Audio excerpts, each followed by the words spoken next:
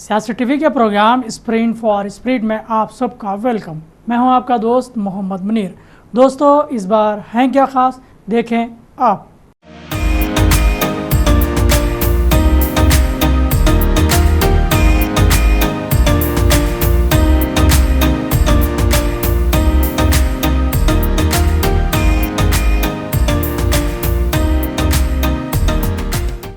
दोस्तों, इरादों से बढ़ते हैं हौसले और मेहनत से मिलती है कामयाबी, और ऐसे ही लोग बनाते हैं दुनिया में अपनी एक नई पहचान। और वो कौन लोग हैं, ये देखेंगे हम आज। तो चलिए दोस्तों, सब मिलकर देखते हैं, एक नए जोश और जज्बे से नया देखते हैं, नया सोचते हैं और कुछ नया करने की कोशिश भी करते हैं।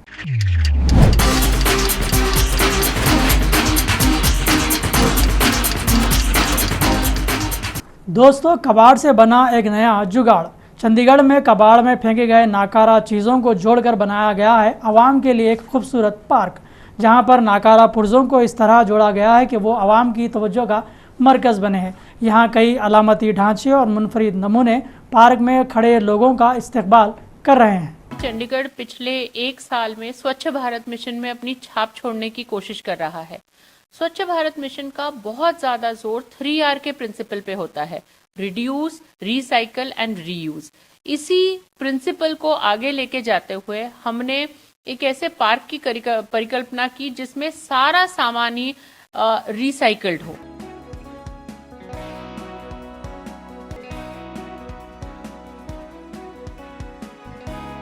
देखिए, इसको लग गए approximately 3 months to actually manufacture, और ये 3 स्कल्पचर बने हैं जी अपसाइक्लिंग से।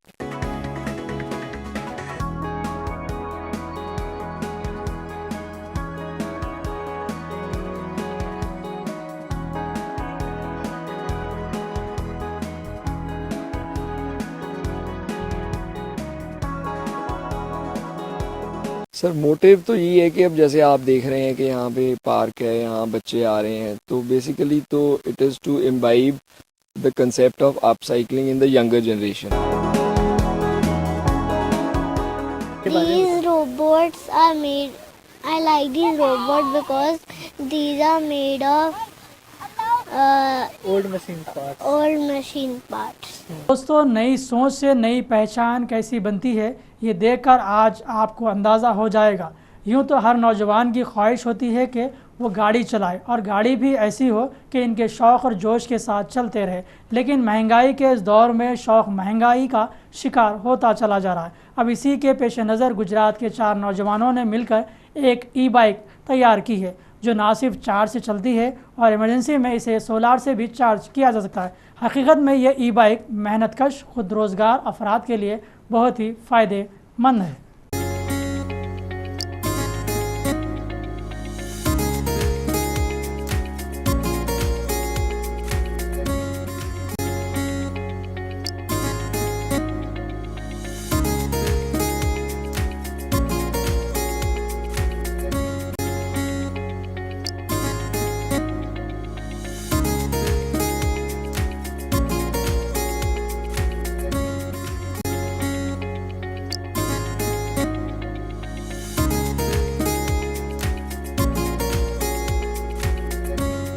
ये है एक इलेक्ट्रिक व्हीकल है।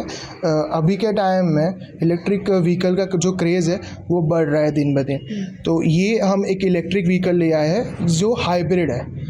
जैसे कि हाइब्रिड मतलब एज जो अभी पर्सन यूज़ कर रहे हो हम घर पे, तो एक फैमिली मेम्बर को लेके भी जा सकते हैं। और इससे अच्छा इसमें कंसेप्ट ये है कि हम किसी जो हमारा जो डे टू डे जो लोड कैरिंग कैपेसिटी है उसमें हमने 300 kg तक अपग्रेड किया हुआ है।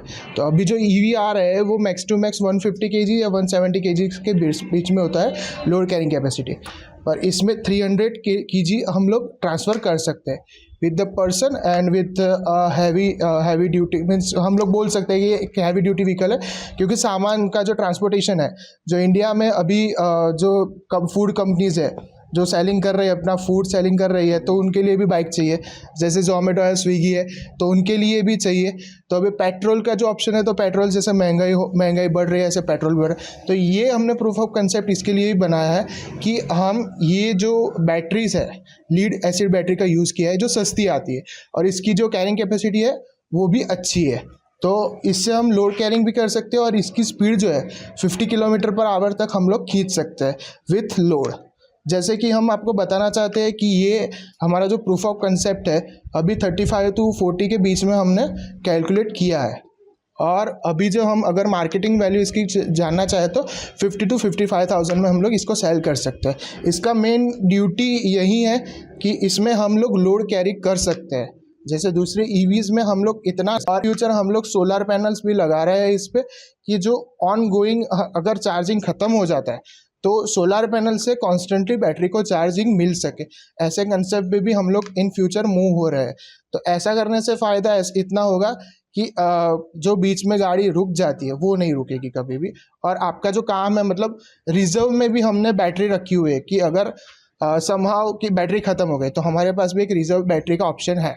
सास बहू की कहानी में एक दूसरे से लड़ाई अक्सर मौजूए बहस बनती रही है। अब हम आपको एक ऐसे लड़ाई में लिए चलते हैं जहां पर सास और बहू आगरा म्यूनसिपल कॉरपोरेशन के इलेक्शन में एक दूसरे के मुद्दे मुकाबिल हैं। अब इनकी लड़ाई घरेलू मसाइल पर नहीं है बल्कि अपने रिहायशी इलाके के अवामी मसाइल पर है, जैसे गंदगी, सड़क की दुरुस्तगी, पीने का पानी, मच्छर का मसला। पाक व साफ माहौल के लिए अब उम्मीद है कि इस लड़ाई में मसाइल के हल की जीत हो और माहौल भी पाक साफ रहे।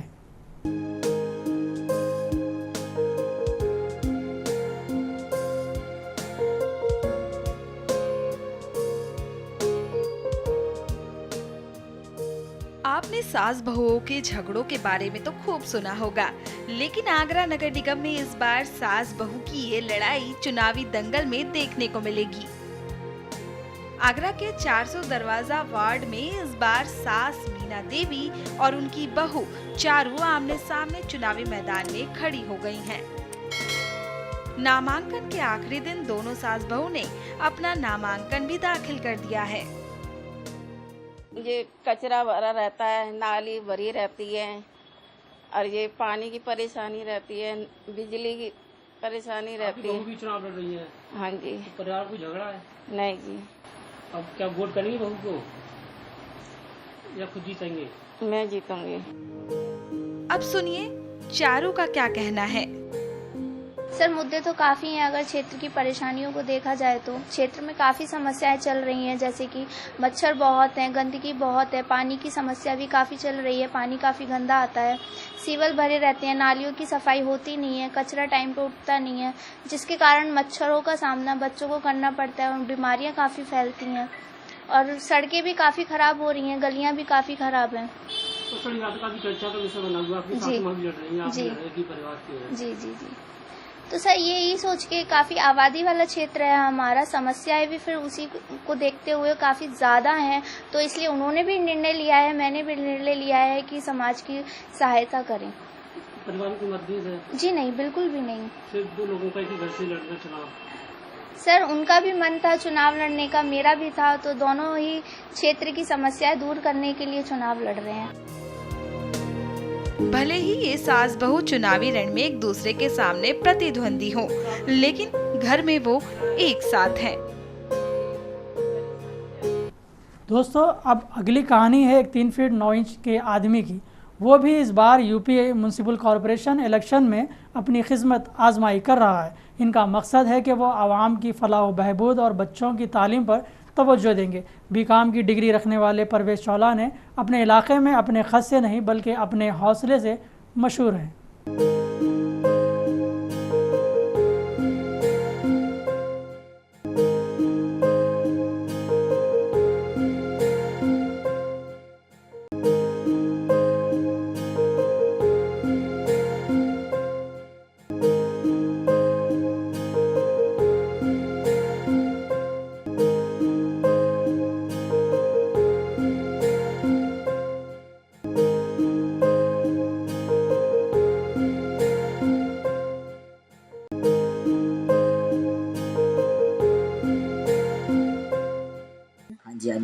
नॉमिनेशन करा और मेरे भाइयों ने, मेरे परिवार ने, मेरे सबने मेरा प्रॉपर साथ दिया और बहुत अच्छी तरीके से हमने रैली निकाली और नॉमिनेशन को करा उसको। कितनी आपकी हाइट है इस वक्त? मेरी 3 फुट 8 या 9 इंच समथिंग है। तो कन्विंसिंग में आपको लगता है कि हाइट तो कोई प्रॉब्लम नहीं करेगी? ये तो मेरा प्लस पॉइंट है। अगर प्रॉब्लम होती तो आप यहाँ तक कैसे आते? अभी तो आए हो ना। अगर प्रॉब्लम, कोई अपने घर पे प्रॉब्लम ढूंढता है, प्रॉब्लम होती है कहीं जाता है? नहीं जाता ना।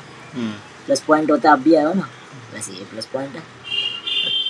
तो कैसा लग रहा है इस वक्त? लोगों का से मिल रहे हैं, लोगों ने अपील की थी, इलाके के लोगों ने? हाँ जी, जरूर अपील की थी।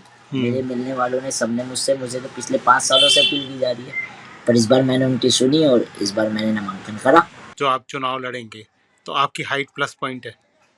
हाँ जरूर है। जब ऊपर वाले ने बनाया तो सोच समझ के बनाया ना, बिना सोचे समझे कैसे बना देगा।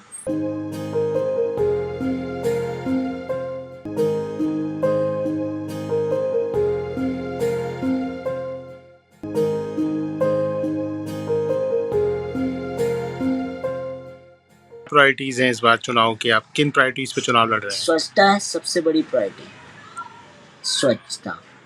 सब दूसरी प्रायोरिटी है, जो हमारे यहाँ पे और भी बहुत सारे लोग हैं जो राशन कार्ड, आधार कार्ड की वजह से सरकारी योजनाएं, राशन से वंचित रह जाते हैं। उनके राशन कार्ड, आधार कार्ड बनवाने हैं और सरकारी योजना का लाभ देना है। और बहुत सारे बच्चे हैं जो बड़े बड़े स्कूलों में नहीं पढ़ पाते और फीसें नहीं भर पाते सरकारी स्कूल होने के बावजूद भी। उनके लिए सरकारी स्कूल, हमारे यहाँ पे सरकारी स्कूल अवेलेबल है, फिर भी वो एडमिशन नहीं ले पाते, पढ़ाई नहीं कर पाते। उनकी भविष्य को सिक्योर करना है। मौसम गर्मा में गर्मी की वजह से लगी प्यास को बुझाने के लिए लोग आबदार खाने, ड्रिंकिंग वाटर कैंप लगाते हैं, जहां पर रास्ता चलते लोग आकर पानी पीते हैं। दोस्तों, क्या आपने कभी सोचा है कि प्यास से, परिंदों की प्यास का इंतज़ाम कैसे होगा? अब इन बेज़ुबान परिंदों के लिए दाना पानी का इंतज़ाम कौन करेगा?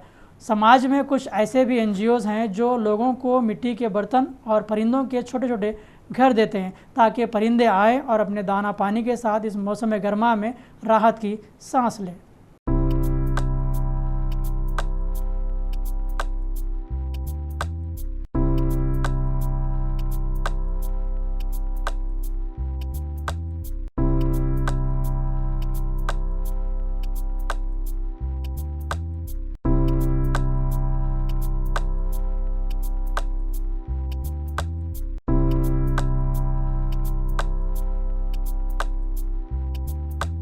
ये सब देख के मुझे ऐसा लग रहा है कि क्योंकि हम इंसान हैं, हम तो कहीं पे भी पानी व खाना सब कुछ ढूंढ लेंगे, लेकिन वो पक्षी है, चिड़िया है, वो इस समर में इतनी धूप में कहाँ पे जाएगी, राइट? तो हमें पक्षियों के लिए भी कुछ करना चाहिए, राइट?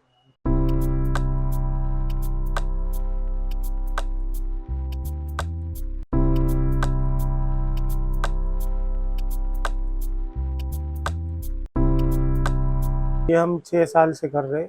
ये जो स्पैरो के लिए घोंसला है वो तो हम पूरे साल देते ही रहते हैं, लेकिन ये जो कुंडे का वितरण है वो हम ये समर के टाइम में ही करते हैं। जैसे अभी पानी की बहुत चिड़ियों के लिए ढूंढना पड़ता है, इसलिए हम तो पैसा दे के भी खरीद सकते हैं पानी। चिड़िया और ये पक्षी छोटे छोटे होते हैं, वो कहाँ से लाएगी?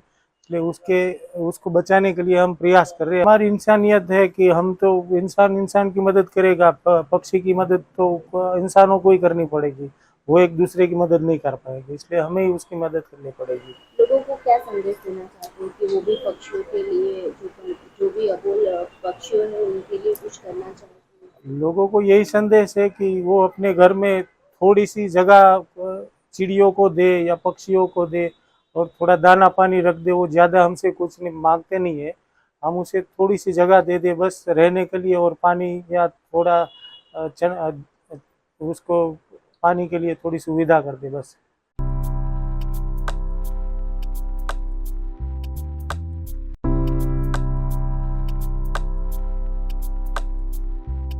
हमको प्यास लगती है तो हम घर में कहीं पे से पानी पी सकते हैं, और पंछी कहाँ जाते तो हमारे घर पे रख कर हमें उसको पानी पिला सकते हैं। एक डॉक्टर की कार बनी अब गोबर की कार, है ना ये बड़ी अजीब सी बात कि एक डॉक्टर जो मरीजों का इलाज दवाओं से करता है, भला उसे क्या सूझा कि अपनी कार पर इसने गोबर लीप दिया है। दरअसल गर्मी की शिद्दत से बचने के लिए डॉक्टर ने ऐसा इलाज निकाला है और अपनी कार पर गोबर लीप दिया है। आइए चलते हैं और देखते हैं कि मध्य प्रदेश के डॉक्टर सुशील ने गर्मी का इलाज गोबर से अपनी कार का कैसे किया है।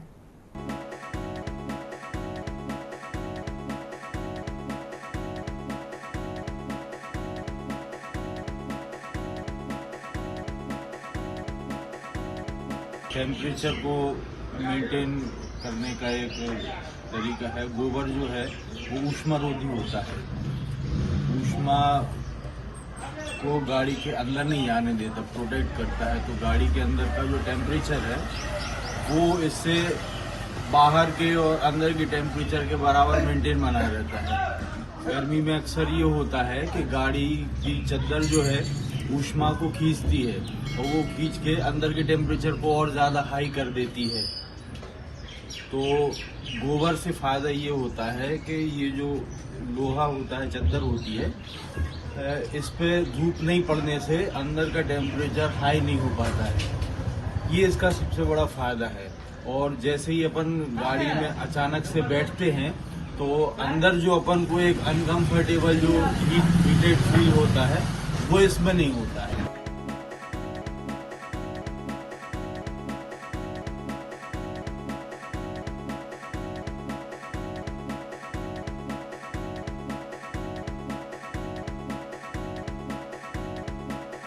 गाड़ी हीटेड नहीं हो पाती है। और इसमें एक फ़ायदा लोगों को ये भी हमें लगता है कि होता है कि जिनको एसी से एलर्जी है, अगर वो एसी ना भी चलाएं तो गाड़ी में आसानी से सफ़र कर सकते हैं। मतलब उनको इतनी ज़्यादा असहजता महसूस नहीं होगी। कितने दिनों में आप बदल देते हैं इसका कोटिंग? अब ये तो देखिए, इसमें पानी अगर ना लगे तो ये कोटिंग तो चलती रहेगी, क्योंकि ये ऐसे आसानी से नहीं निकलने वाली है और ये लगी रहेगी।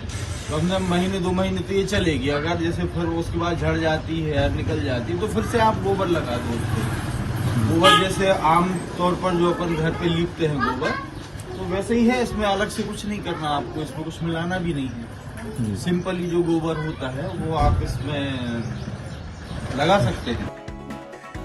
फीडबैक के लिए सियासत TV Facebook, Instagram, Twitter, Telegram, WhatsApp use करें और जो हमें लेटर लिखना चाहते हैं वो इस पते पर लिखें। और आप गूगल प्ले स्टोर से सियासत टीवी ऐप डाउनलोड करें और देखते रहें जब चाहें आप। गूगल प्ले स्टोर से डाउनलोड कीजिए सियासत टीवी मोबाइल ऐप और रखिए टीवी 24 घंटे आपके साथ। हौसला अफजाई जज्बों को जन्म देती है और एक नई सोच को पहचान देती है। अगर आपके अंदर भी ऐसे ही हौसले और जज्बे हैं जो आपको दूसरों से मुख्तलिफ रखते हैं तो आइए सियासत टीवी का इस प्रोग्राम का हिस्सा बनिए। अब आपके दोस्त मोहम्मद मुनीर को इजाज़त दें, फिर होगी मुलाकात नए नए हौसलों और जज्बों से भरी कहानियों के साथ। देखते रहें सियासत, sprint for spirit, time up बदलेगा।